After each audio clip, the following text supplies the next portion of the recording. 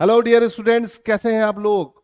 उम्मीद करता हूं तैयारी आपकी एकदम मस्त चल रही होगी। और लास्ट मोमेंट पे इस वीडियो को बनाने का मोटिव ही यही है कि आप कुछ कॉमन मिस्टेक करते हैं जिसकी वजह से आपकी इतनी लंबी की गई तैयारी में दिक्कत आ जाती है। स्पेशली चाहे एनडीए का बच्चा हो चाहे सीडीएस का हो, वो अक्सर ओएमआर को फिल करने में और अपनी अटेंडेंस शीट को फिल करने में गलतियां करते ही करते हैं, और जिसकी वजह से उनकी मेहनत पर पानी फिर जाता है। तो क्या गलतियां आपको नहीं करनी है, आज हम इस वीडियो में उस चीज को डिस्कस करेंगे।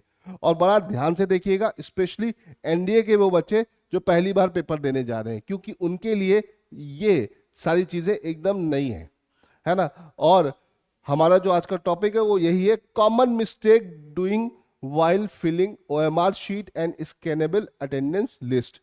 तो आपकी अटेंडेंस लिस्ट और ओएमआर में आप क्या गलतियां करते हो उनको देखना है बेटा, उनको समझना है। देखिए बेटा, ये आपकी होती है ओएमआर शीट। ओएमआर शीट जो होती है उसमें आपको सर्किल्स बनाने होते हैं, है ना।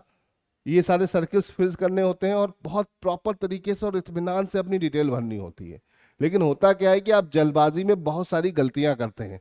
तो कौन कौन सी गलतियां करते हैं देखते हैं। देखो, पहली गलती क्या होती है, आप जल्दी जल्दी में ऊपर चीजें कुछ और लिखते हो और नीचे सर्किल आप कुछ और करते हो।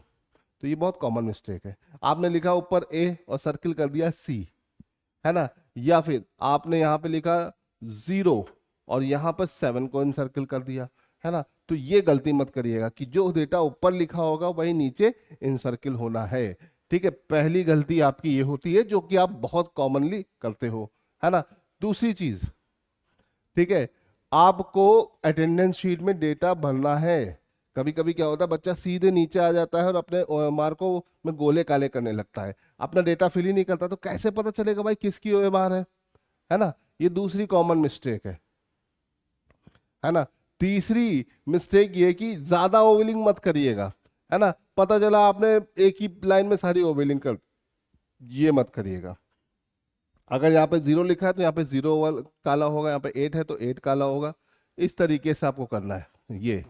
ये प्रॉपर तरीका है कि 0 तो 0 को ओवल काला करिए, 8 है तो 8 का ओवल काला करिए, 1 है तो 1 का ओवल काला करिए। इस तरीके से ओएमआर को भरिए। ये गलती बिल्कुल मत करना, है ना, कि भैया कि तुमने क्या किया, 0 8 1 4 8 5 है तो सब एक ही साथ भर दिया एक ही लाइन में। बिल्कुल मत करना, ये आपके लिए घातक हो सकता है ना। तो ओवलिंग प्रॉपर तरीके से करिएगा, ठीक है। इससे आपके उसमें एरर आ सकती है।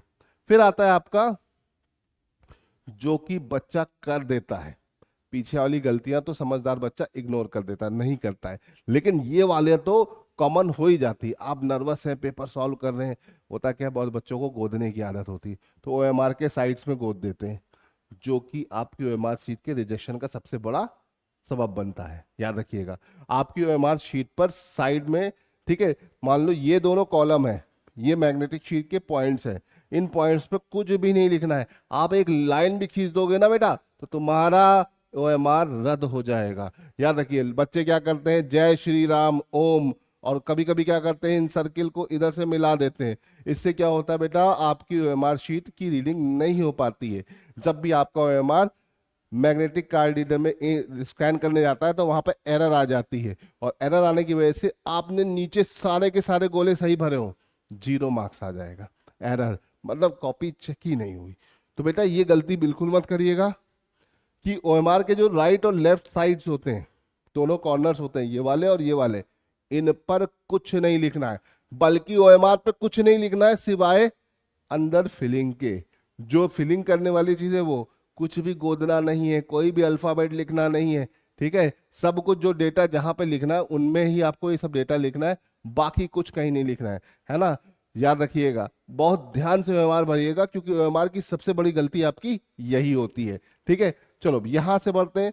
तो फिर बहुत जल्दी जल्दी की वजह से आप क्या करते हो, अपने आंसर्स आपको ऐसे गोले काले करने चाहिए प्रॉपर, है ना। इस तरीके से गोले काले करोगे तो कोई दिक्कत नहीं। लेकिन आप क्या करते हो, आप आधे अधूरे गोले काले करते हो, जल्दी जल्दी में से पॉइंट लगा लगा के चलते हो। ये करने पर भी आपका पेपर में नंबर नहीं बनेगा। बच्चे कहते हैं सर हमने तो ये आंसर मार्क किया, ये किया।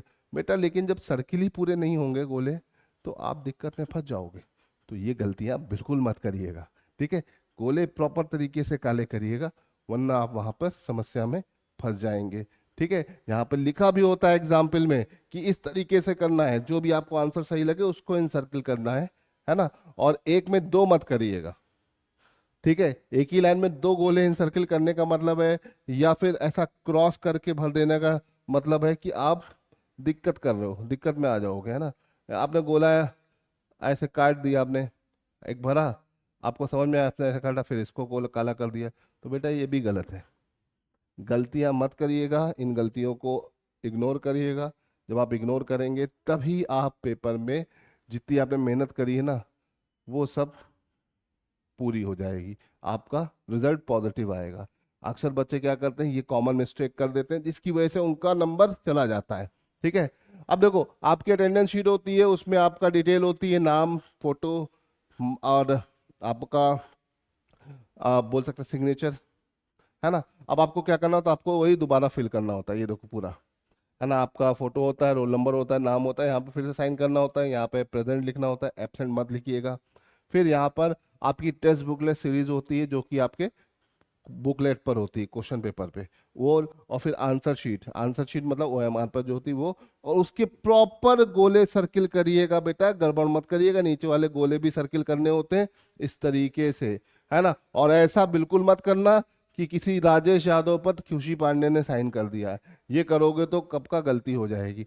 अपने नाम देखकर ध्यान से पढ़कर साइन करिएगा, क्योंकि अगर आपने ध्यान नहीं दिया तो आपके पास यहाँ पर भी दिक्कत है, आपकी एब्सेंट लग जाएगी। जब बेटा आपकी एब्सेंट लग गई तो फिर क्या, कुछ नहीं बचा। तो याद रखिएगा, चीज़ों को ध्यानपूर्वक करिएगा, अपने ओएमआर्स को अच्छे से भरिएगा, है ना। और अटेंडेंस शीट को प्रॉपर तरीके से, है ना, अटेंडेंस शीट में भी कोई कटिंग वटिंग मत कर लेना ऐसा, ये भी आपका रिजेक्शन का सबब बनता है, तो ये भी मत करना बेटा, ठीक है। ये सारी चीज़ों को अगर आप ध्यान रखोगे बेटा, तो आपको कोई दिक्कत नहीं होने वाली। तो लास्ट मोमेंट पे मैं आपको यही बताने आया हूं कि पढ़ने के साथ साथ ध्यान रखिएगा इन सब चीज़ों का, ठीक है। आई होप कि आप मेरी बातों को सीरियसली लोगे और इन सब चीज़ों की प्रैक्टिस प्रॉपर तरीके से करोगे, और एग्जाम में गलतियां बिल्कुल नहीं करोगे। ओके बच्चों, तो चलिए आज के लिए इतना ही। जय हिंद।